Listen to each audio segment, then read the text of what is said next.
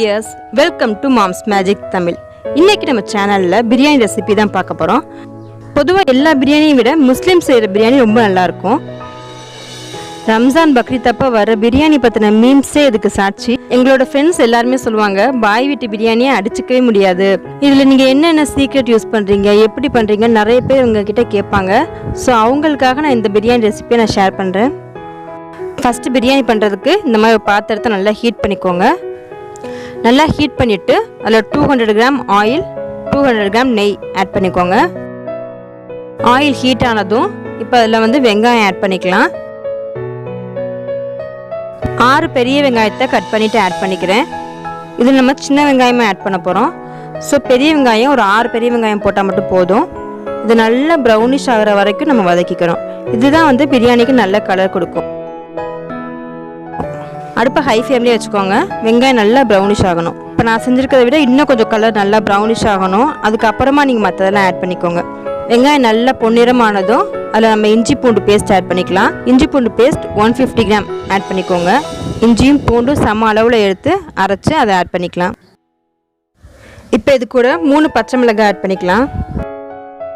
இப்போ இஞ்சி பூண்டோட பச்சை வாசனை போனதுக்கப்புறம் ஒரு கைப்பிடி அளவுக்கு புதினா இலை, ஒரு கைப்பிடி அளவுக்கு மல்லி இலை ரெண்டையும் போட்டு நல்லா ப்ரௌன் ஆகிற வரைக்கும் வதக்கணும். மல்லியை விட புதினா ரொம்ப அதிகமாகவே சேர்த்துக்கோங்க. அது நல்ல ஒரு ஃப்ளேவரும் கலரும் கொடுக்கும் பிரியாணிக்கு. நம்ம சேர்த்துருக்கிற இந்த வெங்காயமும் புதினாவும் நல்லா முருகணும். அப்போ தான் பிரியாணிக்கு நல்ல கலர் கிடைக்கும். நல்லா ப்ரௌன் கலரில் வரணும். அந்த அளவுக்கு வர்ற வரைக்கும் நல்லா முருக விடுங்க. இப்போ இது கூட 9 தக்காளி ஆட் பண்ணிக்கலாம். அரை கிலோவுக்கு 3 தக்காளி. நம்ம இப்போ 1.5 கிலோ அரிசியில் பிரியாணி பண்ணுறதுனால 9 தக்காளி ஆட் பண்ணிக்கோங்க. பெருசாவோ சின்னதாவோ வேணாம், மீடியம் சைஸ் தக்காளியை 9 தக்காளி எடுத்துக்கோங்க. தக்காளி நல்லா வதங்கணும். தக்காளி நல்லா வதங்கினதும் அது கூட நம்ம அரைச்சி வச்ச சின்ன வெங்காயத்தை ஆட் பண்ணிக்கலாம். 250 கிராம் சின்ன வெங்காயத்தை நான் அரைச்சி வச்சுருக்கேன் மிக்சியில்.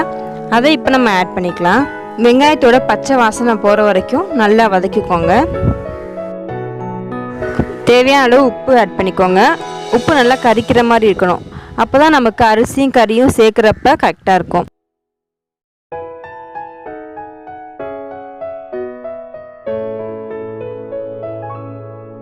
பிரியாணியோட மசாலாக்காக பட்டை, கிராம்பு, ஏலக்காய் இந்த 3ஐயும் ஒரே குவான்டிட்டியில் சம அளவில் எடுத்து மிக்சியில் அரைச்சி வச்சுக்கோங்க. நம்ம எப்போ பிரியாணி செஞ்சாலும் இந்த மசாலாவை போட்டு செஞ்சுக்கலாம். இப்போ இந்த மசாலாவை 2 டேபிள் ஸ்பூன் நம்ம ஆட் பண்ணிக்கலாம்.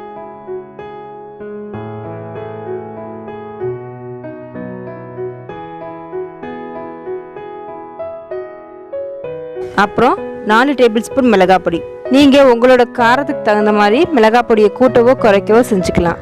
மசாலாவோட பச்சை வாசனை போகிற வரைக்கும் நல்லா வதங்கட்டும். இப்போ இது கூட 150 ml தயிர் சேர்த்துக்கணும். எல்லாம் நல்லா வதங்கினதும் இப்போ நம்ம மட்டன் ஆட் பண்ணிக்கலாம். 1.5 கிலோ மட்டன் நான் இன்றைக்கி ஆட் பண்ணுறேன். 1.5 கிலோ அரிசி எடுத்துருக்கோம். ஸோ 1.5 கிலோ மட்டன் நம்ம ஆட் பண்ணிக்கலாம். 2 கிலோ மட்டன் கூட நம்ம ஆட் பண்ணலாம். மட்டன் எந்த அளவுக்கு அதிகமாக ஆட் பண்ணுறோமோ அந்த அளவுக்கு நமக்கு டேஸ்ட்டு கிடைக்கும். பட் அரிசியை விட மட்டன் கம்மியாக மட்டும் ஆட் பண்ணிடாதீங்க, பிரியாணியோட டேஸ்ட்டே போயிடும். எந்த அளவுக்கு நம்ம மட்டன் அதிகமாக ஆட் பண்ணுறோமோ நமக்கு அந்த அளவுக்கு நல்ல டேஸ்ட்டு கிடைக்கும். 2 கிலோ கூட நம்ம ஆட் பண்ணிக்கலாம், நல்ல டேஸ்ட்டாக இருக்கும். இப்போ நம்ம சேர்த்துருக்க கறி எண்ணெயிலே நல்லா வதங்கணும். ஸோ நல்லா பெரட்டி விட்டுட்டு ஒரு மூடி வச்சுருங்க. இப்போ தண்ணி ஆட் பண்ண வேணாம். கறி நல்லா வெந்ததுக்கப்புறம் நம்ம தண்ணி சேர்த்துக்கலாம்.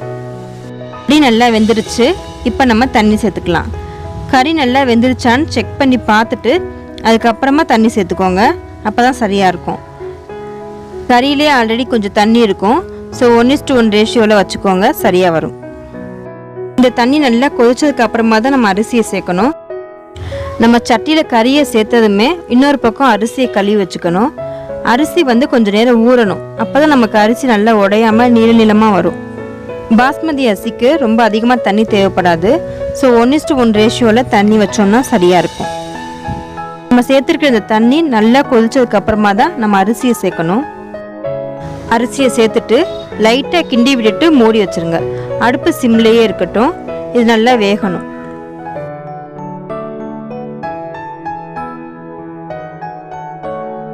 அரிசி அடுப்பில் சேர்த்ததும் இன்னொரு அடுப்பில் ஒரு தோசைக்கல்லை ஹீட் பண்ணிக்கோங்க.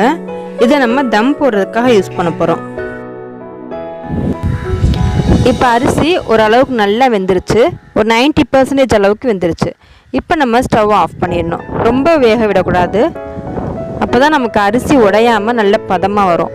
ஸோ 90% வந்ததும் ஸ்டவ் ஆஃப் பண்ணிவிட்டு நம்ம சூடாக்கி வச்சுருக்க அந்த தோசைக்கல்லை எடுத்து இப்போ இதுக்கு மேலே வச்சுக்கலாம்.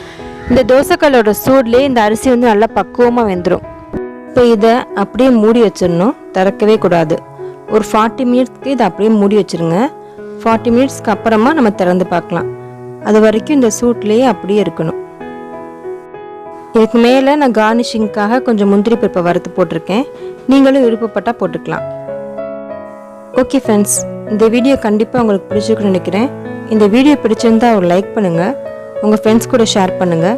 கூடவே மறக்காமல் நம்ம சேனலையும் சப்ஸ்கிரைப் பண்ணிடுங்க. Thank you. Let's spread the joy of cooking.